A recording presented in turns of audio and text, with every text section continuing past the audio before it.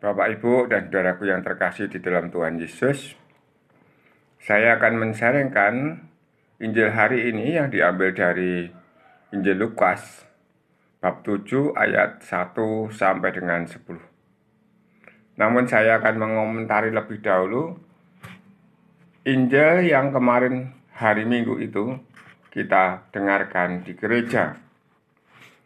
Injil yang diambil dari Injil Markus bab 8 ayat 27 sampai dengan 35. Bapak, Ibu, dan saudaraku yang terkasih, para katekis, sampai hari ini sangat banyak orang yang tidak mempercayai Tuhan Yesus. Karena apa? Karena Tuhan Yesus itu hanya orang yang sederhana, bukan orang kaya, bukan orang yang mulia. Kenapa? Karena Tuhan Yesus itu miskin. Tuhan Yesus itu disesah, disalib dalam keadaan telanjang menurut mereka. Nah, ini sebenarnya adalah suatu hal yang sangat luar biasa bagi kita, orang Katolik. Namun sebaliknya bagi mereka. Karena apa? Karena Injil yang kita dengarkan kemarin itu sudah disebutkan di sana bahwa Tuhan Yesus dalam menyelamatkan seluruh manusia itu akan ditolak. Ditolak oleh tua-tua, ditolak oleh para kepala atau imam kepala, dan ditolak oleh juga para ahli Taurat. Demikian pula Petrus pun menginginkan untuk tidak terjadinya hal-hal semacam itu atau kesengsaraan Tuhan sendiri. Maka Tuhan Yesus lalu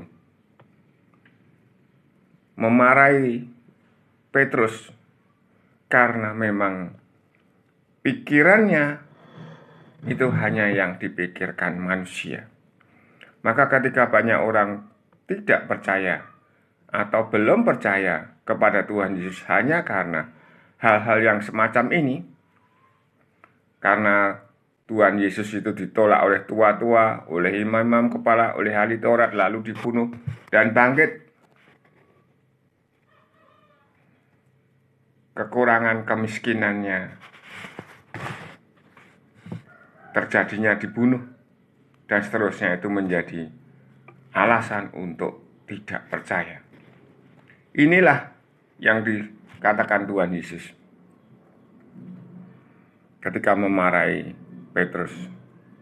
Enyahlah iblis, sebab engkau bukan memikirkan apa yang dipikirkan Allah, melainkan apa yang dipikirkan manusia.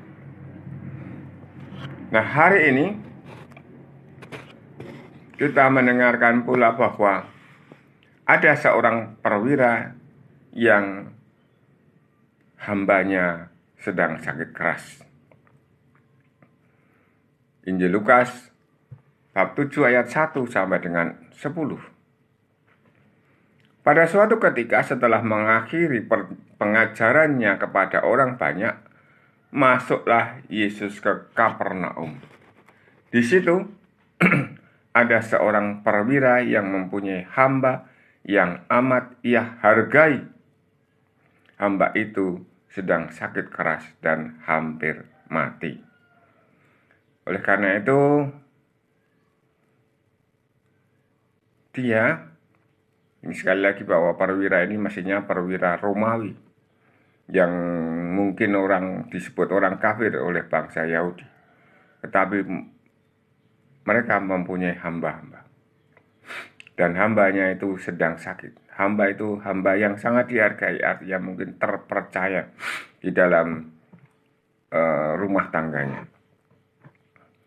Ketika mendengar tentang Yesus, ia menyuruh beberapa orang tua-tua, orang tua-tua Yahudi kepadanya untuk meminta agar ia datang dan menyembuhkan hambanya. Ini yang diminta adalah tua-tua, orang tua-tua, untuk datang kepada Tuhan Yesus agar dia mau menolong hambanya tadi. Mereka datang kepada Yesus dan dengan sangat mohon pertolongannya, katanya, "Sudah selayaknya engkau menolong dia, sebab ia mengasihi bangsa kita, dan dialah yang menanggung pembangunan rumah ibadat kami." Jadi orang tua-tua tadi mewakili juga umat yang ada di sana, bahwa perwira itu memberikan bantuan keuangan untuk pembangunan rumah ibadatnya. Dan memang layaklah kalau Tuhan Yesus mau menolong. Maka pergilah Yesus bersama mereka. Ketika Yesus tidak jauh lagi dari rumahnya, perwira itu menyuruh beberapa sahabatnya untuk mengatakan kepada Yesus, "Tuhan, janganlah bersusah-susah, sebab aku merasa tidak layak menerima Tuhan dalam rumahku. Sebab itu aku juga merasa tidak pantas datang sendiri mendapatkan Tuhan." Ketika sudah hampir dekat, lalu menyuruh sahabatnya. Ini berbeda lagi dengan orang tua-tua. Menyuruh sahabatnya. Dikatakan di sana beberapa sahabatnya. Jadi tidak hanya satu orang sahabat, tetapi beberapa sahabat. Namun ketika sudah hampir dekat, lalu dikatakan kepadanya, "Tuhan, janganlah bersusah-susah, sebab aku merasa tidak layak menerima Tuhan dalam rumahku. Sebab itu aku juga merasa tidak pantas datang sendiri kepada Tuhan." Dia enggak merasa pantas untuk datang kepada Tuhan Yesus, dan Tuhan Yesus juga mestinya enggak pantas kalau dia datang kepada perwira itu. Ini dikatakan secara jelas, "Janganlah bersusah-susah, sebab aku merasa tidak layak menerima Tuhan di rumahnya." Dan dia juga tidak merasa layak kalau mau ketemu sendiri dengan Tuhan. Tetapi katakanlah sepatah kata saja, maka hambaku itu akan sembuh. Sebab aku pun seorang bawahan, dan di bawahku ada pula prajurit. Jika aku berkata kepada salah seorang, "Pergi," maka ia pergi. Atau kepada yang lain, "Datanglah," maka ia datang. Dan jika ia berkata kepada hambaku, "Kerjakanlah," maka ia pun mengerjakannya. Lalu Tuhan Yesus memuji dan keheranan atas apa yang dikatakan sahabat-sahabat perwira itu.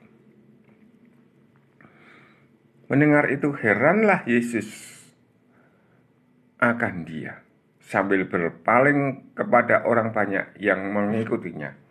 Ia berkata, "Aku berkata kepadamu, di Israel pun iman sebesar itu belum pernah kujumpai." Setelah orang-orang suruhan kembali ke rumah, mereka mendapati hamba yang sakit itu sudah sehat kembali. Bapak, Ibu, dan saudaraku yang terkasih di dalam Tuhan Yesus, betapa perwira itu sangat baik. Sangat baik seperti apa ia membantu orang-orang yang ada di jajahannya. Ia sangat memperhatikan hambanya. Demikian pula sangat baiknya karena mempunyai iman yang luar biasa. Maka kata-katanya itu masuk ke dalam kehidupan liturgi kita. ketika kita sebelum menerima komuni, kita akan mengatakan, ketika pastor, imam mengangkat hostinya, mengangkat anggurnya, lihatlah ini anak domba Allah yang menghapus dosa dunia. Berbahagialah kita semua yang diundang padanya. Lalu kita menjawab, ya Tuhan, saya tidak pantas Tuhan datang pada saya, tetapi bersabdalah saja, maka saya akan sembuh.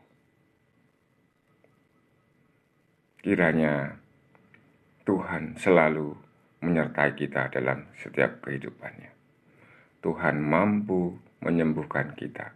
Tuhan mampu memulihkan kita meski kita tidak layak. Amin. Berkah dalam.